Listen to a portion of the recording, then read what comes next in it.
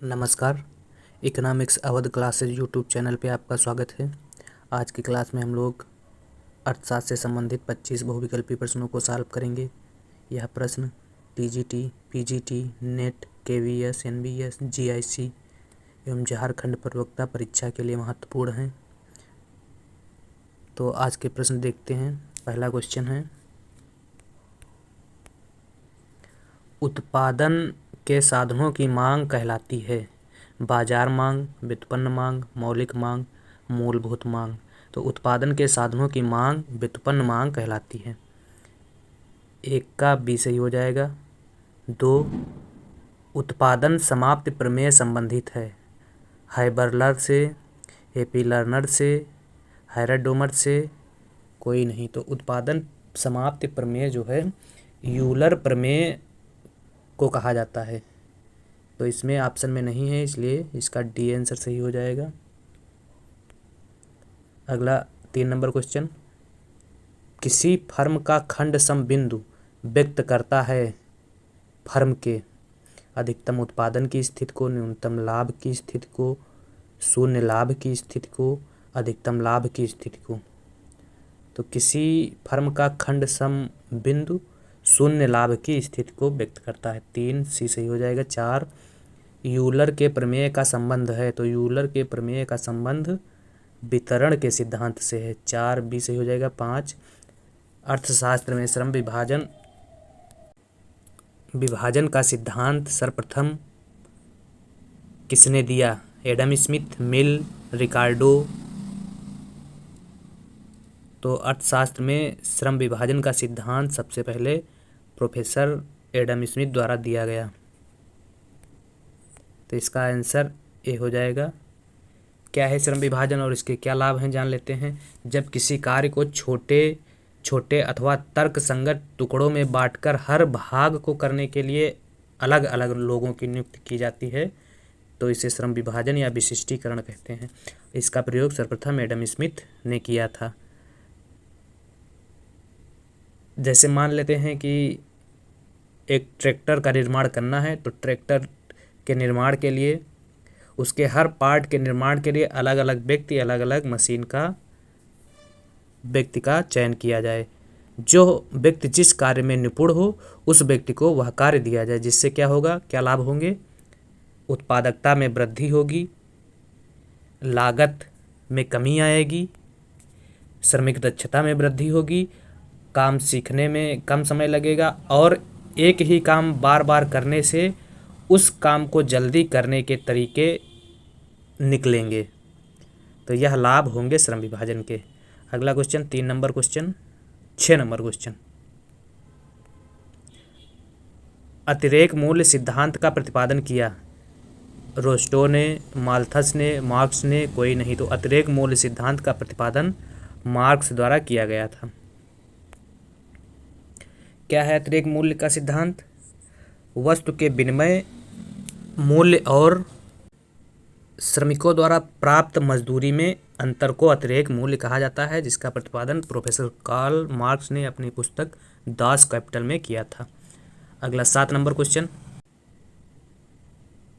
ब्याज के प्राकृतिक दर के प्रतिपादक हैं चैपमैन, मार्शल, फ्रीडमैन, विक्सेल।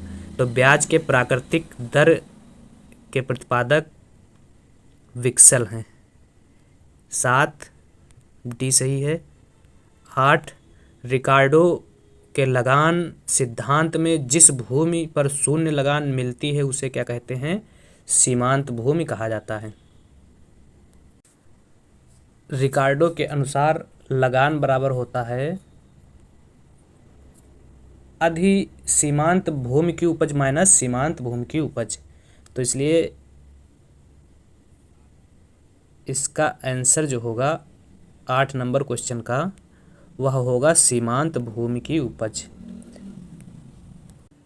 अगर लगान सिद्धांत के प्रतिपादन की बात की जाए तो सबसे पहले जो है प्रकृतिवादी अर्थशास्त्रियों में विलियम पेट्टी द्वारा लगान के सिद्धांत का निर्धारण किया गया, जिन्होंने बताया लगान वह आय है जो भूमि और उससे संबंधित उत्पाद को बेचने से भूस्वामी को प्राप्त होती है। जिसे क्या कहा गया, संविदात्मक लगान, बोलचाल की भाषा में जिसे लगान कहा जाता है। भूमि और उससे संबंधित अन्य स्रोतों से प्राप्त लगान को क्या, संविदात्मक लगान कहते हैं। भूमि से प्राप्त लगान को आर्थिक लगान भी कहा जाता है। आर्थिक लगान क्या है, भूमि की मौलिक एवं अविनाशी शक्तियों के लिए जो प्रतिफल भूस्वामी को प्राप्त होता है उसे आर्थिक लगान कहते हैं। जब आर्थिक लगान में अतिरिक्त आय जोड़ते हैं तो वही ही क्या कहलाती है, प्रसंविदात्मक लगान बन जाती है। आर्थिक लगान क्या होता है, सूत्र बराबर प्रसंविदात्मक लगान, प्रसंविदात्मक लगान माइनस अतिरिक्त प्रतिफल, यह आर्थिक लगान होता है। मार्शल के अनुसार लगान क्या है, मार्शल के अनुसार लगान भूमि प्रयोग के बदले में भूपति को जो भुगतान किया जाता है उसे क्या कहते हैं, लगान कहते हैं। प्रकृतिवादियों ने लगान की क्या परिभाषा दी, लगान प्रकृति की उदारता का परिणाम है, प्रकृतिवादियों का मानना है। अगर आधुनिक लगान सिद्धांत की बात की जाए तो आधुनिक लगान सिद्धांत का प्रतिपादन रॉबिन्सन द्वारा किया गया था। रॉबिन्सन द्वारा, जिन्होंने क्या बताया कि लगान केवल भूमि पर ही नहीं बल्कि सभी दुर्लभ साधनों पर प्राप्त होता है और उत्पादन के सभी साधन दुर्लभ होते हैं, इसलिए लगान की उत्पत्ति सभी साधनों पर प्राप्त होती है। क्या आर्थिक लगान के बारे में रॉबिन्सन ने बताया, वास्तविक आय माइनस हस्तांतरण आय या अवसर लागत को उन्होंने क्या कहा, लगान कहा। आभास लगान का प्रतिपादन मार्शल ने किया और मार्शल ने बताया अल्पकाल में उत्पादन की साधन की सीमितता के कारण जो अतिरेक उत्पन्न होता है उसे आभास लगान कहते हैं। अर्थात अल्पकाल में उत्पादन के विशिष्ट साधन या उत्पादन के साधन के कारण जो अतिरेक की प्राप्ति होती है उसे आभास लगान कहा जाता है। आभास लगान अल्पकाल में उत्पन्न होता है और आर्थिक लगान क्या होता है, दीर्घकाल में उत्पन्न होता है। अगला क्वेश्चन क्या है, लगान मजदूरी एवं लाभ को आर्थिक विकास प्रक्रिया में शामिल करने वाले अर्थशास्त्री हैं। तो लगान को मजदूरी एवं लाभ के आर्थिक विकास की प्रक्रिया में शामिल करने वाले अर्थशास्त्री रिकार्डो हैं। 9 ए सही हो जाएगा। वितरण के सीमांत उत्पादकता सिद्धांत का प्रतिपादन किसने किया, तो जेबी क्लार्क ने वितरण के सीमांत उत्पादकता सिद्धांत का प्रतिपादन किया। उपभोग का मनोवैज्ञानिक नियम किसने दिया, तो उपभोग का मनोवैज्ञानिक नियम कीन्स द्वारा दिया गया है। क्या है उपभोग का मनोवैज्ञानिक नियम, इसको जान लेते हैं। कीन्स ने 1936 में अपनी पुस्तक the general theory of employment interest and money में लोगों के व्यवहार को परिभाषित करते हुए कुछ बातें कही। क्या कही कि कुल उपभोग की मात्रा कुल आय पर निर्भर करती है। जैसे जैसे कुल आय बढ़ती है कुल उपभोग भी बढ़ने लगता है, पर कुल आय उतना नहीं बढ़ता है जितनी कि कुल आय में वृद्धि होती है। कीन्स इसे ही क्या कहते हैं, मूलभूत वैज्ञानिक नियम कहते हैं। अर्थात कि जैसे जैसे लोगों की आय बढ़ती है, आय बढ़ने के साथ साथ उपभोग की मात्रा उस हिसाब से नहीं बढ़ती है। कीन्स इसे ही उपभोग का मनोवैज्ञानिक नियम कहते हैं।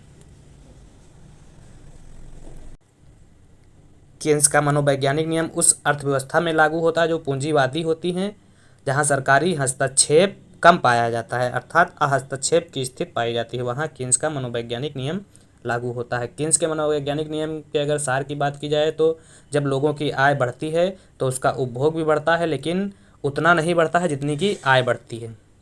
जैसे जैसे आय बढ़ती है आय का कम भाग उपभोग पर खर्च होता है। इसका मतलब यह है कि एक व्यक्ति, गरीब व्यक्ति ज़्यादा भाग उपभोग पर खर्च करता है और अमीर व्यक्ति अपनी आय का कम भाग उपभोग पर खर्च करता है। क्यों? क्योंकि कीन्स के मनोवैज्ञानिक नियम में बताया गया है जैसे जैसे आय बढ़ती है आय का कम भाग उपभोग पर खर्चा होता है। अर्थात जिसके पास आय ज़्यादा होती है वह उपभोग पर कम खर्चा करता है और जिसके पास आय कम होती है वह उपभोग पर ज़्यादा खर्चा करता है। अगला 12 नंबर, कीन्स द्वारा दिए गए उपभोग फलन सिद्धांत को सुधारा। तो कीन्स द्वारा उपभोग फलन सिद्धांत में सुधार फ्रीडमैन ने किया, ड्यूजनबरी ने किया, मोदिग्लियानी ने किया, तो सभी ने किया था। कीन्स के सिद्धांत के बाद ड्यूजनबरी ने सापेक्ष आय परिकल्पना का प्रतिपादन किया। कीन्स के उपभोग का मनोवैज्ञानिक नियम कीन्स का निरपेक्ष आय परिकल्पना सिद्धांत भी कहलाता है। और ड्यूजनबरी ने सापेक्ष आय परिकल्पना का प्रतिपादन किया। फिर ड्यूजनबरी के बाद फ्रीडमैन ने ड्यूजनबरी के सिद्धांत में प्रतिपादन किया, सिद्धांत में सुधार किया, जिसको फ्रीडमैन ने स्थायी आय परिकल्पना कहा। और मोदिग्लियानी ने जीवन आय चक्र परिकल्पना का सिद्धांत दिया, जो कहीं ना कहीं कीन्स के मनोवैज्ञानिक नियम या कीन्स के उपभोग फलन में सुधार को बताते हैं। तो 12 नंबर का डी सही हो जाएगा। 13, जब सकल निवेश शून्य हो जाता है तो राष्ट्रीय आय को शून्य होने से कौन रोकता है? तो उपभोग जो है राष्ट्रीय आय को शून्य होने से रोकता है। 14 नंबर, राष्ट्रीय विकास परिषद का गठन हुआ। तो राष्ट्रीय विकास परिषद एनडीसी का गठन 1952 में किया गया था। क्या है एनडीसी के कार्य, क्यों गठन किया गया था इसका? योजना संसाधनों के मूल्यांकन हेतु राष्ट्रीय योजना के गठन के लिए मापदंड परिभाषित करना इसका मुख्य कार्य था। अर्थात योजनाओं के लिए मापदंड, जो पंचवर्षीय योजना बनाई जाती थी 5 ईयर प्लान, उसके लिए मापदंड बनाने का कार्य एनडीसी राष्ट्रीय विकास परिषद को था। योजना आयोग की राष्ट्रीय योजनाओं को ध्यान में रखना। अगला जो कार्य था, देश के विकास को प्रभावित करने वाले प्रमुख सामाजिक और आर्थिक नीतिगत मुद्दों पर विचार करना। इसके साथ साथ योजना की समय समय पर समीक्षा करना और प्रशासनिक सेवाओं की दक्षता में सुधार करना। कम विकसित क्षेत्रों को पूर्ण विकसित क्षेत्रों की ओर ले जाने का काम जो है एनडीसी का था। एनडीसी की स्थापना 1952 में हुई थी। अगला 15 नंबर क्वेश्चन, 20 सूत्री कार्यक्रम को प्रारंभ किया गया। तो 20 सूत्री कार्यक्रम का प्रारंभ 1975 में किया गया था। 1975, 1974, इसमें पंचवर्षीय योजना पूछ रहा, किस पंचवर्षीय योजना में किया गया था? तो 1975 में किया गया था। और 1974 से 78 तक, 1978 तक 4 वर्ष के लिए 5वीं पंचवर्षीय योजना चलाई गई थी। तो इस प्रकार से 20 सूत्री कार्यक्रम का प्रारंभ 1975 में 5वीं पंचवर्षीय योजना में किया गया था। और 5वीं पंचवर्षीय योजना का कार्यकाल 1974 से 1978 तक था। 1978 में 1 वर्ष पहले 5वीं पंचवर्षीय योजना को समाप्त कर दिया गया और 5वीं पंचवर्षीय योजना के स्थान पर रोलिंग प्लान या अनवरत पंचवर्षीय योजना को प्रारंभ किया गया। 20 सूत्री कार्यक्रम जो चलाया गया था उसका मुख्य उद्देश्य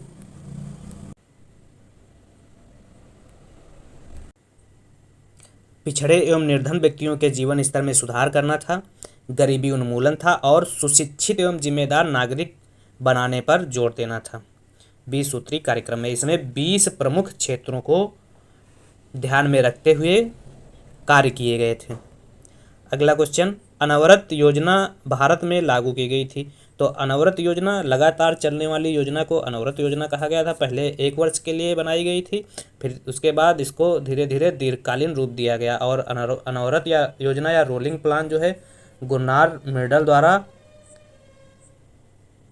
दी गई अवधारणा का प्रारूप है, जिसको भारत में 1978-79 में लागू किया गया था जनता सरकार द्वारा और 1980 में इसे समाप्त कर दिया गया इंदिरा गांधी सरकार द्वारा। 1978-79 में लागू किया गया था। तो 1978-79 ऑप्शन ए में है। तो अनवरत योजना भारत में लागू की गई ए में 1978-79, 16 का ए सही हो जाएगा। 17, असंतुलित समृद्धि की धारणा विकसित की गई है।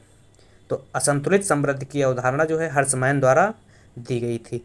अगला, ड्यूजनबरी के अनुसार कम विकासशील देशों में भुगतान के संतुलन पर बुरा प्रभाव पड़ता है। गुणक प्रभाव के कारण, प्रसरण प्रभाव के कारण, प्रदर्शन प्रभाव के कारण,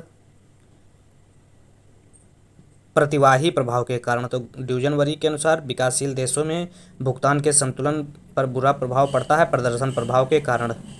इसका आंसर हो जाएगा 18 का सी। 19,